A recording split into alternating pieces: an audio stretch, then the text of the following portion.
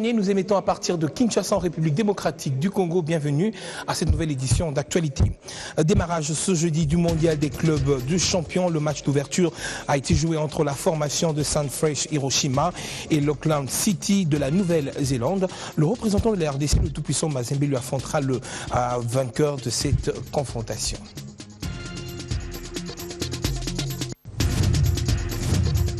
Aujourd'hui que va se clôturer la formation organisée à Kinshasa sur la médiation des questions électorales. L'activité organisée à l'intention des Chevaliers de la Plume. 15 journalistes de la capitale congolaise sont outillés sur la question électorale. Élément de reportage à suivre dans ce journal. Engageons-nous de nouveau à garantir les libertés fondamentales et protéger les droits humains. C'est là le message lancé par le secrétaire général de l'ONU à l'occasion de la Journée internationale des droits de l'homme célébrée ce 10 décembre.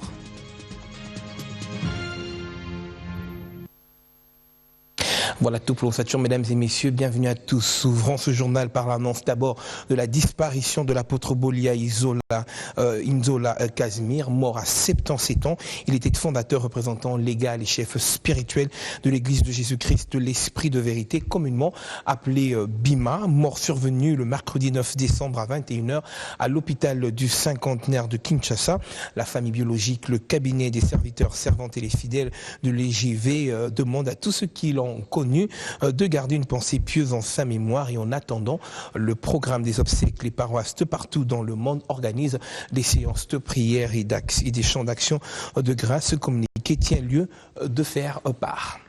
Je vous le disais, et tantôt, cette formation organisée à Kinshasa, d'abord, cette année, la journée est consacrée au lancement de la campagne des droits humains, axée sous le thème « Nos droits, nos libertés », et qui marque le 50e anniversaire des 2 pactes internationaux relatifs aux droits de l'homme. Il s'agit du pacte international, donc relatif aux droits civils et politiques, et le pacte international relatif aux droits économiques, sociaux et culturels.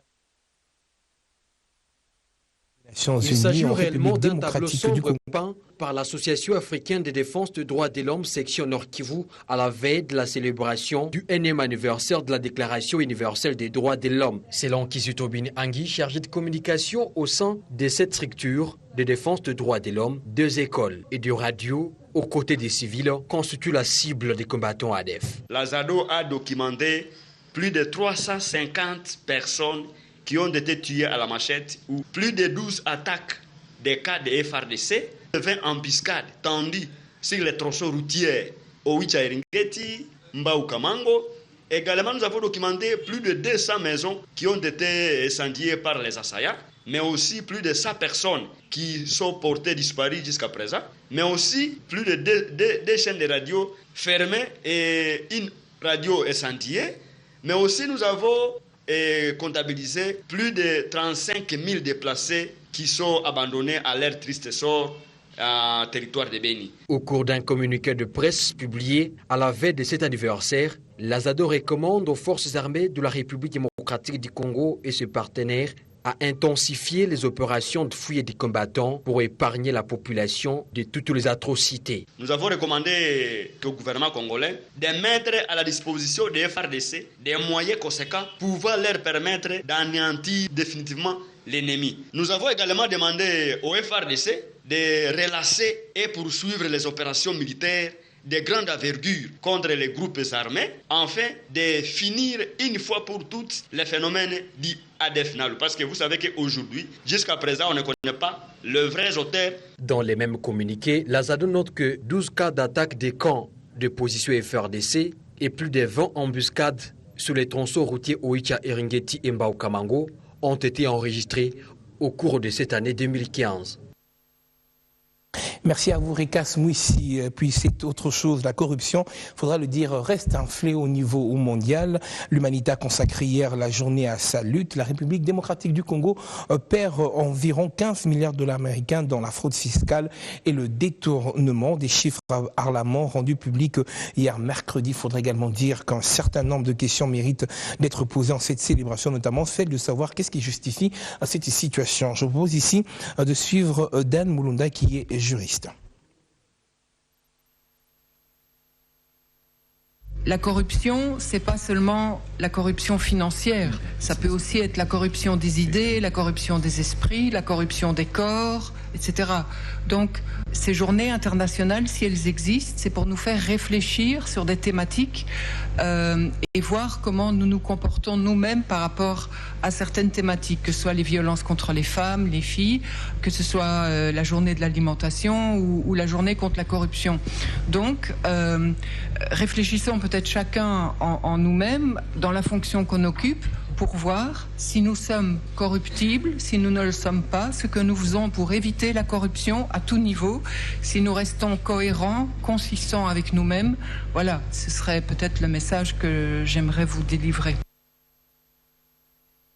Vous venez plutôt là-dessus, Geneviève Delanoa, représentante du PNUD, qui s'est également exprimée à ce sujet. C'était hier au cours du point de presse hebdomadaire de la MONUSCO. Je vous le disais à l'ouverture de ce journal, cette formation organisée ici sur place à Kinshasa sur la médiatisation des questions électorales, une formation qui va se clôturer cet après-midi. Activité organisée à l'intention des Chevaliers de la Plume de Kinshasa. 15 journalistes de la capitale congolaise sont donc outillés sur cette question. Les cadres bien choisis, l'auditoire approprié, l'objet de la rencontre d'une importance capitale.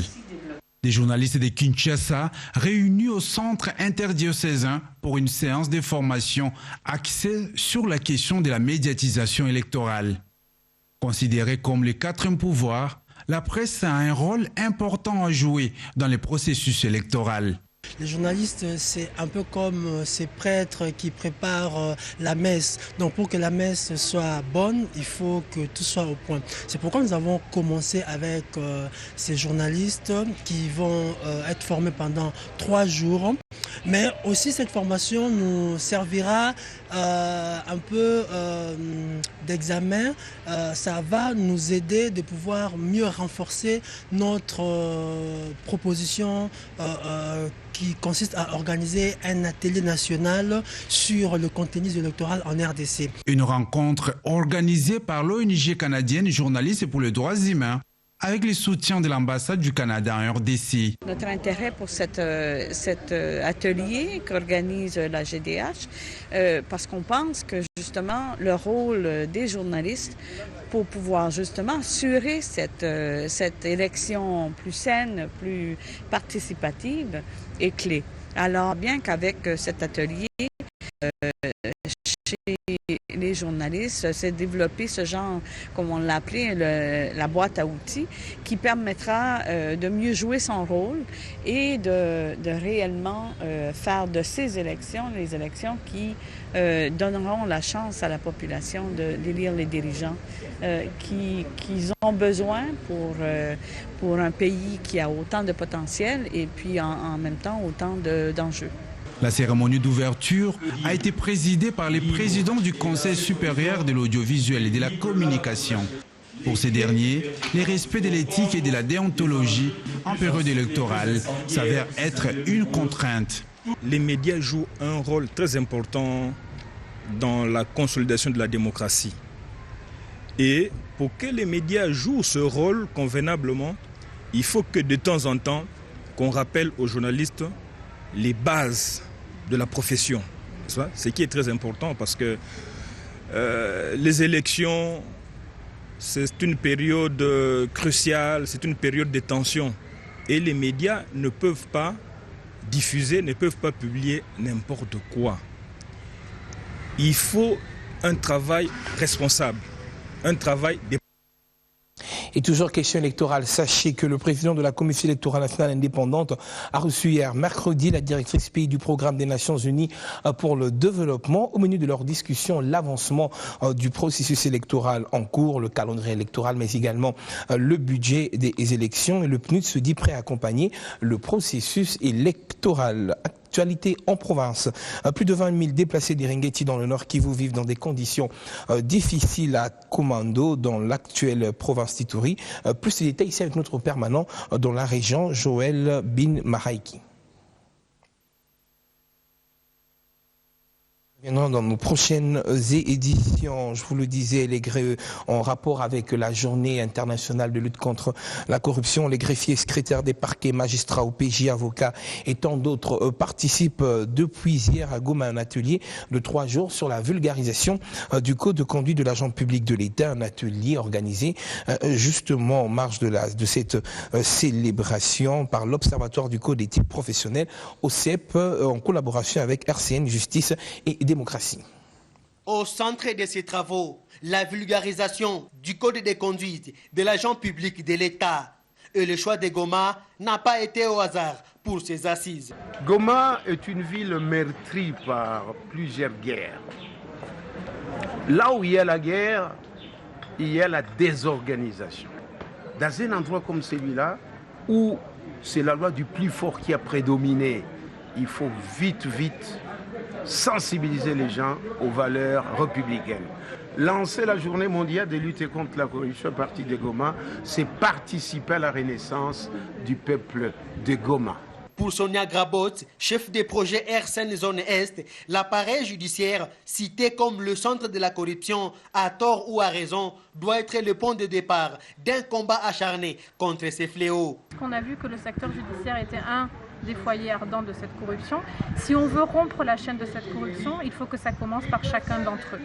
Donc leur rôle est central et il faut vraiment qu'ils soient conscients des dangers, des ravages de ce fléau. La corruption doit être combattue par tous, pense de son côté le ministre provincial de la fonction publique.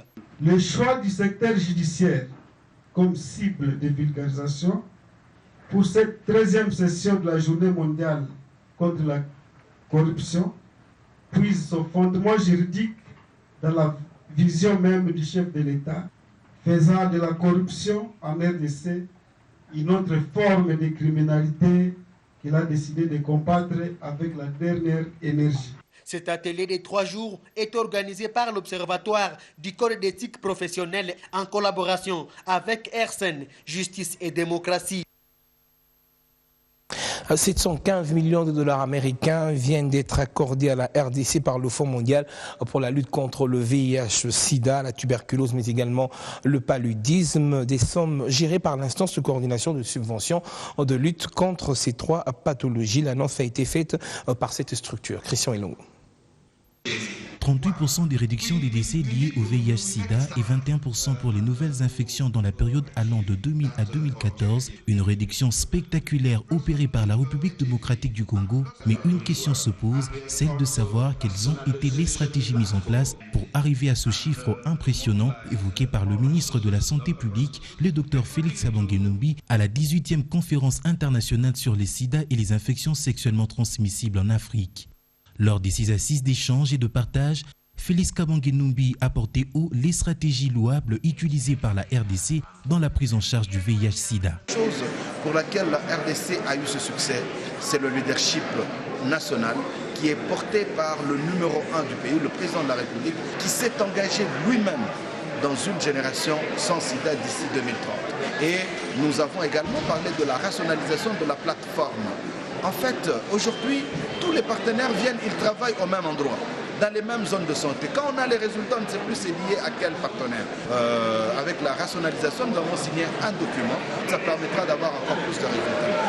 Déterminé à atteindre un plus grand nombre de la population, le pays s'engage à réintégrer les stratégies des ripostes contre Ebola dans ce combat vers la zéro contamination du VIH-Sida. Le 8 décembre, nous allons lancer l'approche Ebola, l'approche communautaire, dans le cadre du VIH, c'est-à-dire l'approche village par village, l'approche quartier par quartier, l'approche corporation par corporation. Ils vont faire leur comité, ils vont se sensibiliser et nous allons pourvoir au test pour que tout le monde soit testé et que ceux qui seront positifs puissent directement être mis sous traitement. Ces assises de Harare ont également constitué une opportunité de lobbying à l'appui de la République démocratique du Congo dans cette perspective continentale visant 90% de cas de personnes vivant avec le VIH-Sida détectés, 90% de PVV pris en charge, ainsi que 90% autres de personnes vivant avec le VIH-Sida ayant atteint un taux de charge virale indétectable grâce à la disponibilité de ARV. 5 jeunes universitaires de la capitale ont été primés par le trophée Kita pour le résultat de leur recherche en matière de transparence dans les industries extractives. Ils ont donc reçu des récompenses de livres afin d'enrichir leur bagage intellectuel. La cérémonie a eu lieu à la librairie Grand Lac. Suivez. Dynamique et passionné de la recherche scientifique, ces jeunes universitaires finalistes au concours de rédaction de meilleure mémoire en matière de transparence dans les industries extractives ont reçu en ce jour le mérite d'être primés par le trophée Kita. Prix décerné par Dijet ITA Club qui récompense et encourage les travaux scientifiques de jeunes universitaires en cette matière. Kita était un concours que la Dynamique avait lancé pour pousser les jeunes d'engager les débats autour des rapports publiés par ITA et de promouvoir la culture des recherches, surtout dans un domaine plus précis qui est le domaine extractif. Donc c'était ça la vision globale de ces concours Kita. Après avoir surmonté plusieurs étapes tout au long du déroulement de ce concours, les lauréats se félicitent du travail abattu et souhaitent également la pérennisation de cette initiative afin d'inciter la gente estudiantine du pays à s'approprier ce concept. Nous sommes cette jeunesse qui pense que de la science, nous pouvons changer les choses. C'est dans ce cadre-là que nous sommes là où nous sommes actuellement. Nous sommes ici parmi les gagnants et que nous avons gagné les différents prix. La librairie Grand Lac, parrain de cette battle, entend ainsi offrir un cadre littéraire à tous les candidats et amoureux de livres afin de perfectionner leurs connaissances par l'acquisition de ces manuels. Offrir des cadeaux en livre, c'est une façon d'encourager le jeune à vivre une compétitivité, c'est-à-dire à lire et à savoir défendre leurs idées à partir de ce qu'ils lisent. Et je souhaiterais que les autres organisations puissent aussi emboîter le pas. Le trophée Kita par le biais de Dijet ITA Club envisage mieux faire dans les jours à venir dans le but d'inciter les jeunes chercheurs congolais à approfondir leurs esprits de recherche afin de doter la RDC de résultats scientifiques adéquats. Sport, je vous le disais à l'ouverture de ce journal, le mondial des clubs a démarré au Japon. Le mondial des clubs a démarré ce matin au Japon, à Osaka, avec la rencontre entre Sunfresh Hiroshima du Japon contre Auckland City de la Nouvelle-Zélande. La République démocratique du Congo est également représentée avec le tout-puissant Mazembe. Il faudrait dire qu'il y a plusieurs atouts, dont l'attaquant ivoirien Roger Claver à Salé, et que je vous propose d'écouter. Les Corbeaux de Mazembe ont visiblement l'air en forme à quelques heures de leur voyage vers le Japon. De plus en plus, les joueurs ont à cœur de marquer leur temps dans l'un des 3 clubs les plus titrés d'Afrique. Arrivé seulement cette saison, Roger Claver à Salé compte toujours briller. C'est une compétition à laquelle je n'ai jamais participé. C'est une compétition qui regroupe aussi les champions du monde et les champions de chaque continent. Donc, je pense que c'est encore une motivation supplémentaire. C'est à nous maintenant de travailler et puis de faire une très bonne prestation. Tout joueur, ce n'est pas forcément de s'asseoir sur le banc. Voilà, on a toujours à cœur de travailler et puis d'avoir une place de titulaire. Mais après, le choix, c'est au niveau de l'entraîneur. S'il fait son choix, s'il fait son classement, à nous maintenant de le respecter. Donc je pense qu'arriver là-bas, c'est lui qui va décider de qui commence ou qui ne commence pas. Roger se sent très bien en commençant le match ou en montant en cours de jeu et en marquant un début décisif. Non, le plus important, ce n'est pas le fait de commencer ou de ne pas commencer. Le plus important, c'est de faire les performances. Le plus important, c'est de faire les performances parce que je sais que même quand je joue ou quand je rentre en cours de jeu, je fais toujours la différence. C'est ce qui est le plus important. Avec déjà une forte réputation d'avoir joué une finale de la même compétition en 2010, ce qui fut d'ailleurs un premier exploit d'un représentant de la Confédération africaine de football, l'intérim du président de la FIFA étant dans les mains d'un Africain. 2015 sera-t-elle l'année de la CAF avec un premier sacre mondial pour un club africain? Réponse le 20 décembre 2015 à Osaka, au coup de sifflet final du tournoi.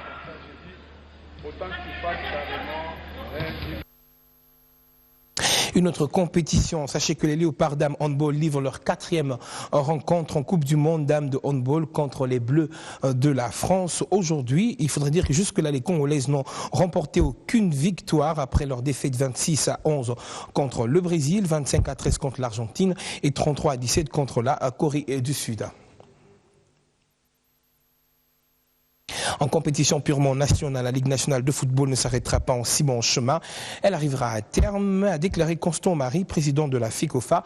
Le CHAN 2016 et les Coupes africaines interclubs ne sont pas des raisons pour arrêter ainsi le championnat. Quant à la participation des clubs RD congolais à la Ligue des champions de la CAF 2016, elle reste maintenue à 2. Et c'est par ici que nous mettons terme à cette édition d'actualité. Merci à vous de l'avoir suivi.